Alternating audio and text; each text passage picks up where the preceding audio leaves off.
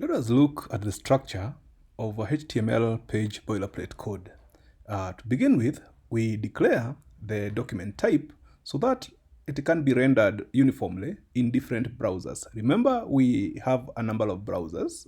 There is Chrome, there is Mozilla Firefox, there is, like for example, for me, I love a browser called Brave, and there are others like the Microsoft Edge, and a number of others that I know that are in existence or in circulation out there. So for me, the reason why we do this, we declare the doc type. This declaration here is so that this page can be viewed uniformly in all those different browsers.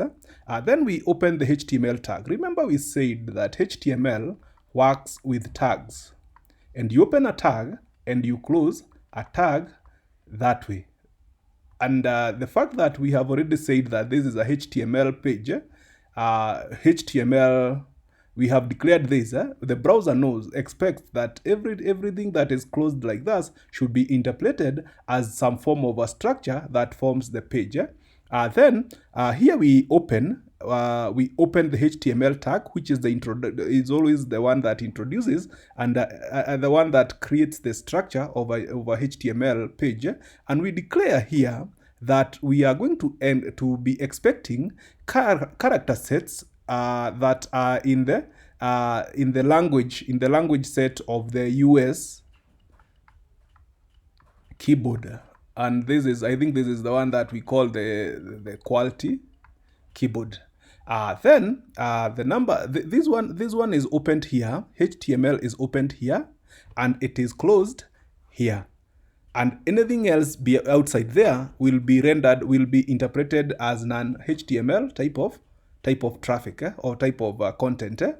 Then at the head of the HTML page, which is opened here and closed here, is very important, because we say that this is where we declare most of the non-visible or non-structural definitions of our page. Like for example, here you have seen that we have introduced the character encoding to UTF-8. This is the Unicode transformation format of 8 bits, and encoding is a whole different. Encoding is a whole different aspect is a wide topic in computing, and you will come and see there are different kind of encoding formats. There is what is called ASCII. There is something like EBCDIC. I don't know whether we used to write it like that. There is UTF-16. There is ISO. There. I know there is ISO, IEC, ISO, IEC. There is Windows 125. All these are encoding standards that are there, and that you need to understand. If you want to go deeper into understanding encoding, you will have to go and look at that. Then we have come here and we have said, we have defined for responsiveness, we have come here to define, these are called meta tags. These are meta tags, tags.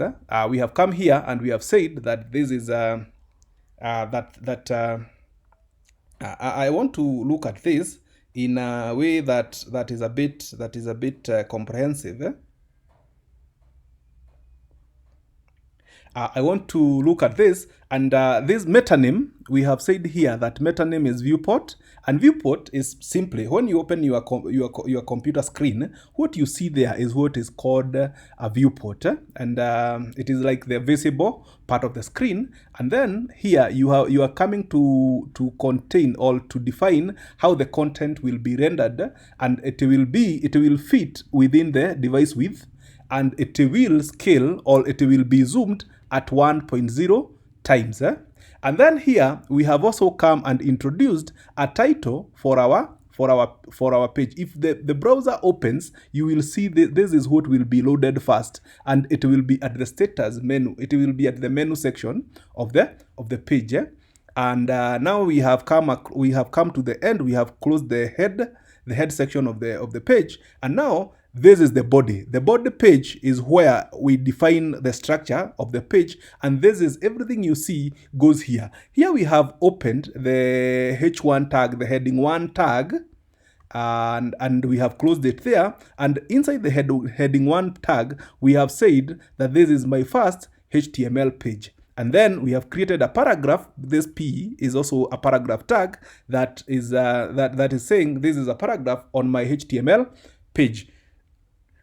And remember, the standard is to open a tag and close it, and then this basically is a simple HTML page that you can use for familiarizing yourself with HTML